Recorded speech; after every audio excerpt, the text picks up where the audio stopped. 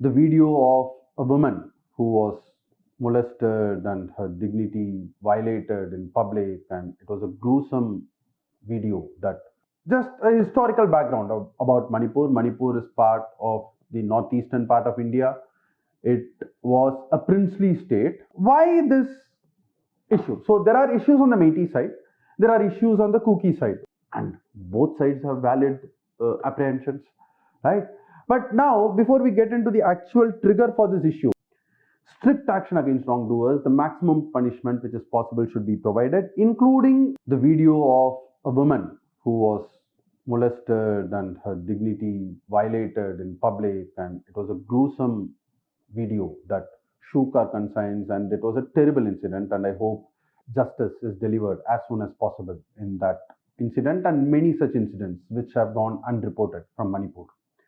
But in today's video, we'll try and understand what is the background to this Manipur issue, what is the crisis all about, and what could possibly be the solution in the long run.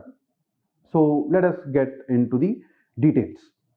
So just a historical background about Manipur. Manipur is part of the northeastern part of India. It was a princely state before independence. Princely state are those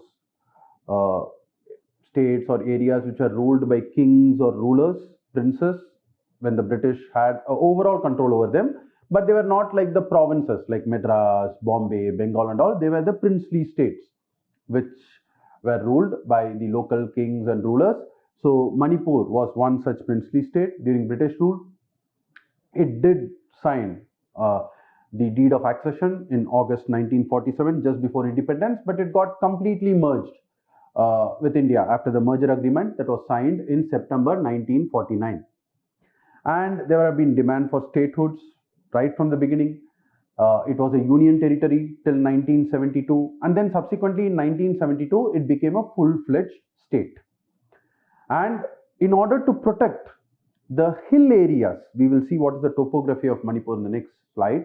In order to protect the interest of the hill areas of Manipur, there is one article which was added in 1972, Article 371C, which provides that there can be a committee which will be formed, which will consist of hill area MLAs of Manipur to take care of the needs of the people living in such hill areas. This is the background. Now, Manipur is a relatively small state in India. It has a total population estimated. The 2011 census had a population of some 24-25 lakhs. Today's population, it is estimated to be around 35 lakhs in Manipur. But it's a very different kind of topography in Manipur. This is the Manipur Imphal Valley, the lower area, the valley region. This is the region which is just 10% of the entire land of Manipur, and these hill districts constitute 90% of land area of Manipur. And the Metis, who are the dominant population, they had their own religious practice earlier, and now they are primarily, almost 85% of Metis are Vaishnavite Hindus.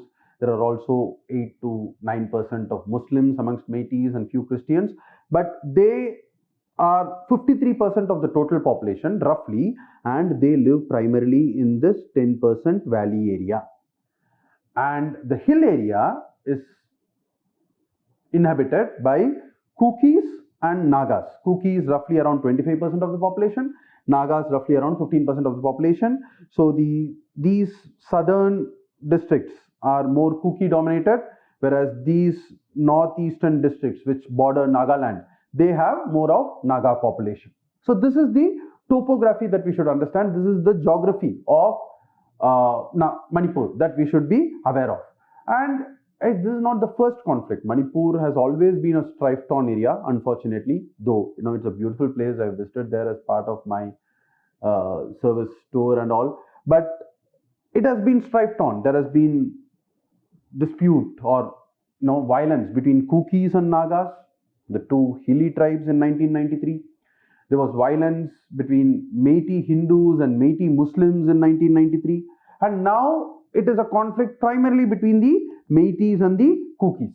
though Nagas are also involved in it, but Nagas not so much. It's primarily a Meiteis versus Kuki conflict that it is happening out to be, as it is panning out for the last close to 100 days, more than 100 days.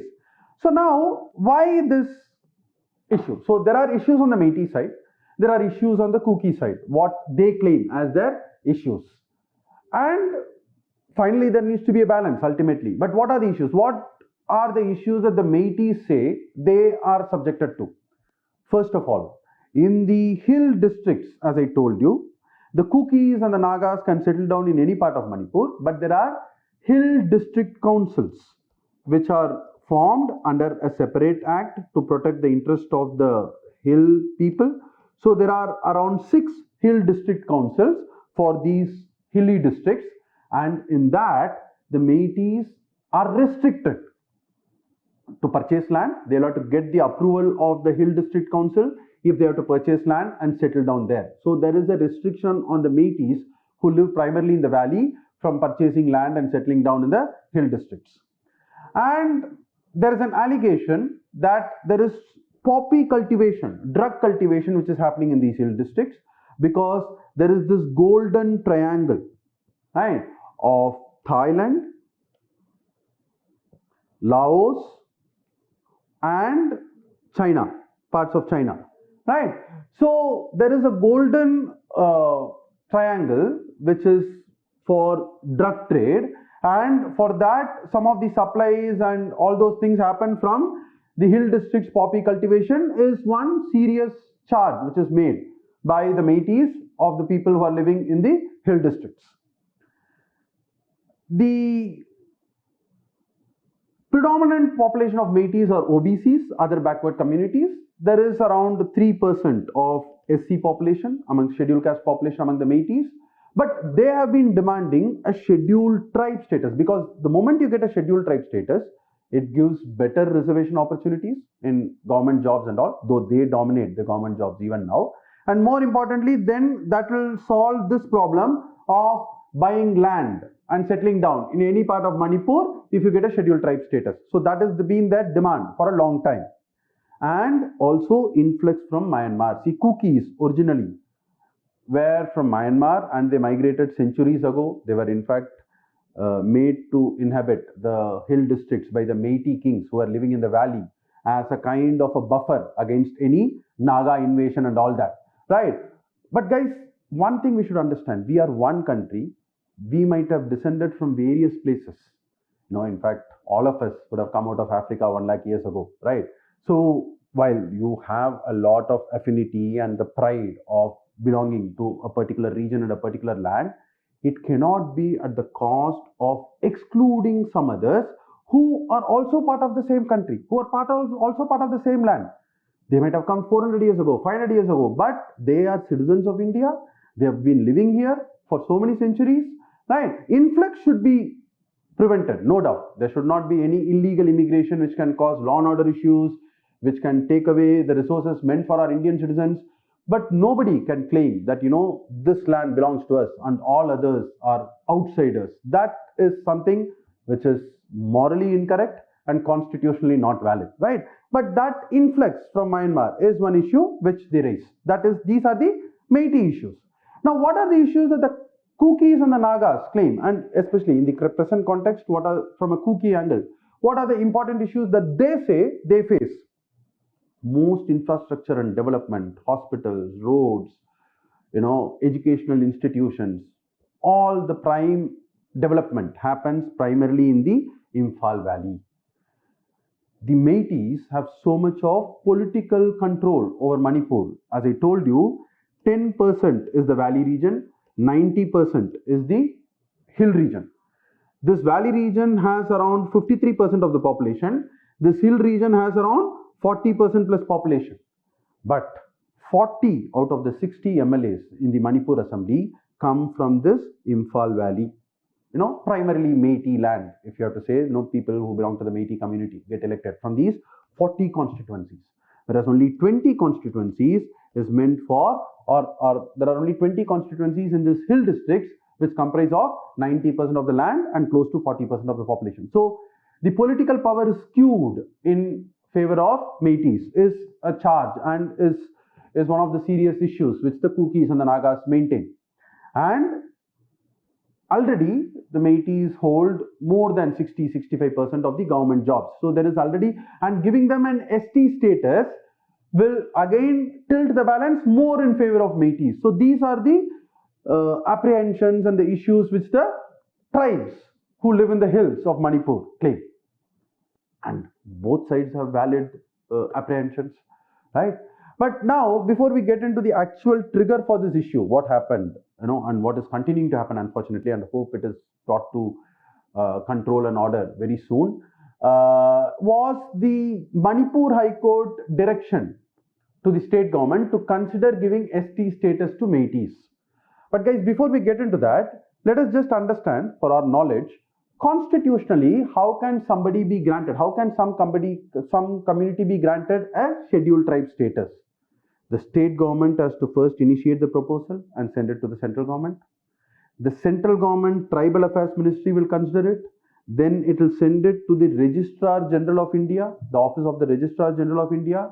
They will consider it. If they are satisfied, they will send it to the National Commission for Scheduled Tribes, which is a constitutional body. And if they are also satisfied, then a law has to be made in Parliament. You would have read in a newspaper recently, just yesterday, Chhattisgarh, 6 communities have been given tribal status, scheduled tribe status, and that has to be passed as a law in both Lok Sabha and Rajya Sabha. In Lok Sabha, it was passed in last December. Rajya Sabha, it was passed only yesterday, and now they will be given scheduled tribe status. So this is the process that needs to be followed for granting a scheduled tribe status. No courts can say it, no government can include it on its own. This is the process, and it is only by parliamentary law that a scheduled tribe status can be provided. So the present crisis, as I told you, it triggered in early May because of, in one of the directions that a Manipur High Court gave, it asked the state government to consider giving scheduled tribe status to the Métis. Now this obviously created a lot of insecurity and tension amongst the tribals, which are Kukis and Nagas. So all Tribal Students Union of Manipur took out a solidarity march saying that the tribal status should be protected for them, because there should not be Métis who should be included in it, because that can take away their opportunities, because they are already living in underdeveloped areas, and it should not tilt it in favor of the Métis more. And that resulted in clashes, and then violence erupted, and so much of violence has been happening. That shocking video of that woman, and people say that just one video, right? The government itself is saying there are many such videos, but we have put it under lid because of internet shutdown and all. I hope normalcy returns. I hope the dignity of women and everybody, every individual child, everything is protected there. But that is what has triggered the violence. Paramilitary and central forces have been deployed in large number. Though officially Article 355 has not been invoked, but Article 355 says it is the duty of the central government, the union government, to protect every state from internal disturbance. And so the center unofficially, in spirit, has invoked Article 355 and has sent paramilitary forces and central forces to bring control in Manipur. But still, why is the violence continuing unabated? 35 lakh population, smaller state, why couldn't be controlled? Because there is a huge failure of the entire state machinery, right? And that is also partly because of the fact that, Métis dominate the services in the state, and it has become a kind of an ethnic conflict between the Métis and the Kukis. So the local administration is probably supporting their ethnic people against another ethnicity, and this is one of the reasons why ammunition, arms have all been taken away from the state control, and it is being used by the warring factions, which is unfortunate. But that is also one of the important reasons why the violence is unabated. It is continuing for such a long time. And because of that, the common citizens lose their right to liberty. There is curfew imposed in almost all the places. No, internet ban is as good as taking away your right to life and liberty. It has been declared as a basic human right by the United Nations, and so much of work happens through net banking, net transfers, internet. It is a very vital necessity today. But there is complete internet ban. Only now Wi-Fi services have been allowed, but still mobile data has been banned. And educational institutions, right to education also suffers. These are the different rights of a common citizen: their right to liberty, their right to education, their right to access internet, which is inherent to their life and liberty, is affected, right? It is of course meant for bringing it under control, but it has continuously gone on without much relief. So the key is to bring back normalcy through use of force where required, and also through talks. Strict action against wrongdoers, the maximum punishment which is possible should be provided, including if any government servant has deliberately acted in a partisan manner, they should also be punished without any mercy, so that it sends out a lesson that it should not repeat itself in the future. Fixing responsibility and accountability at even the highest level. The Chief Minister of Manipur offered to resign, and then he took it back within few hours. But if it is requiring replacing the Chief Minister, if Article 356, 355 is always seen as a precursor to Article 356. What is 356? Imposing President's rule in a state. If that is required, because both the center and the state are ruled by the same party, the BJP, there will be political hesitation in doing that. But ultimately, I think everyone should raise about party politics in this matter. And if it is required, that should be done so that it comes under the control of the center and normalcy can be brought back at the earliest. But that is the immediate situation to be brought under control. The way forward, guys, is to make more effective use of the Hill District Councils. I told you there are 6 Hill District Councils under a separate act for Manipur, which is also based on Article 371C of the Constitution. How to make them feel inclusive, how to ensure that they don't feel alienated, they don't feel that they have been shortchanged, that development is not happening in their places, how to bring them into the main fold without affecting anybody's interest. There is something called as Northeastern Council. See, because as I told you, Nagas live in Nagaland also. Manipur shares a border with Assam as well. So the Northeastern, in fact, at the time of independence, there was only one state in the Northeast, which was Assam. But having said that, they are multi-ethnic and multi-linguistic region. And so that is why separate states have been created. Arunachal, Manipur, Mizoram, Nagaland, Meghalaya, Assam. So they are unique in their own way, but many of their developmental problems, many of their societal problems are very similar, irrespective of the ethnicity that you belong to. And there is a very important statutory body called as Northeastern Council, which has been there, but which has not been effective. So the aim is to make good use of that for solving many of these disputes in a shared manner, so that there is long-lasting peace in that region. I hope you found this video useful.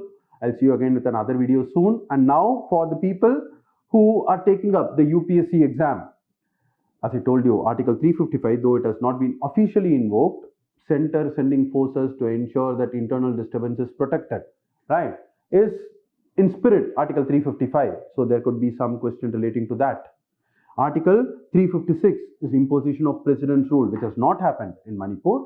But because there has been talk about that, what is Article 356, what is the importance of SR Bommai judgment, whether this can be seen as failure of constitutional machinery.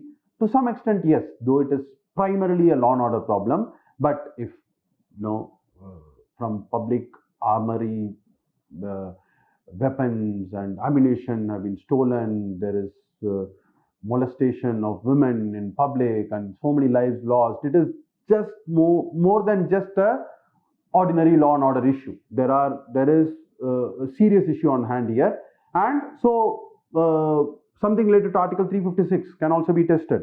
Article 365, which is giving directions to the state to follow the instructions as provided by the center, that is closely linked to Article 356. So that can be tested. How does the parliament grant ST status to a community, scheduled tribe status to a community. What is the procedure? That is something which can be tested. And from a mains point of view, the issues of the northeastern states, special category states, Manipur is a special category state under Article 371C, and also the ethnic conflicts, reasons for ethnic conflicts, ethnicity, how it needs to be controlled. So these are some of the points that can come from the UPSC angle, right? So I hope you found this video useful. I'll see you again soon with another video. Thank you.